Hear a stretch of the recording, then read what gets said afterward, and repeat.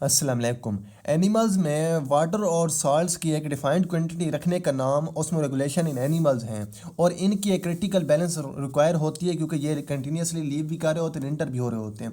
तमाम ऑर्गेनिजम्स को हम दो कैटेगरीज में हम डिवाइड करते हैं, एक को ऑस्मो कन्फर्मर्स, एक को ऑस्मो रेगुलेटर कहते हैं। ऑस्मो कन्फर्मर्स में जितनी परसेंटेज सल्यूट्स की या सॉल्वेंट्स की अंदर होगी इंटरनल एनवायरनमेंट में, उतनी ही बाहर एक्सटर्नल एनवायरनमेंट में होगी, जबकि इधर ऐसा नहीं होता। ओके, इनमें क्या हो रहा होता है कि इनमें एक्टिवली डिस्चार्ज करने पड़ते हैं क्या चीज़, एक्सेस वाटर जो है वो डिस्चार्ज करना पड़ता है एक्टिवली, और एक्सेस साल्ट्स भी। फॉर एग्जांपल लीमू का पौधा है, उसको है उसने रखना है अपने लीमू को, फॉर एग्जांपल उसके जो उसके ऊपर जो लीमू लगे हुए हैं उनको हैपोटोनिक रखना है, और बाहर हाइपरटोनिक एनवायरनमेंट होता है। ओके, अब इसकी कोशिश होगी कि ये एक्सेस साल्ट्स को, जितने इसके अंदर साल्ट्स बनेंगे, ये बाहर जहाँ पे पहले से ही ज़्यादा साल्ट्स हैं वहाँ पे ये डिस्चार्ज करे। ओके, जो बाहर ज़्यादा साल्ट्स हैं तो इसको एक्टिवली एनर्जी लगा के, यानी कि एक्टिवली डिस्चार्ज करने पड़ेगा साल्ट्स को। और इसके अलावा फ्रेश वाटर फिशेस का मिसाल लेने, बाहर का एनवायरनमेंट इनका हाइपोटोनिक होता है, अंदर का हाइपोटोनिक होता है। अंदर जो है वो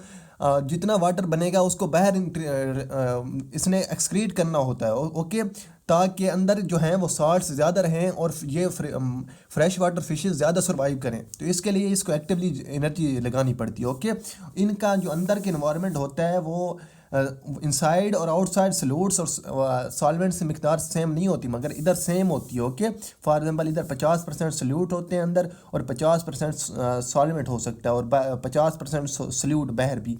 जबकि इधर फॉर एग्जांपल 50% नहीं होता, फॉर एग्जांपल 75% भी हो सकता है। 75% बाहर सल्यूट, 75% अंदर सल्यूट, और 25% अंदर सॉल्वेंट और 25% बाहर solvent. Okay, that was all from me of today lecture. Thank you. अल्लाह हाफ़िज़। फ़ी अमान अल्लाह।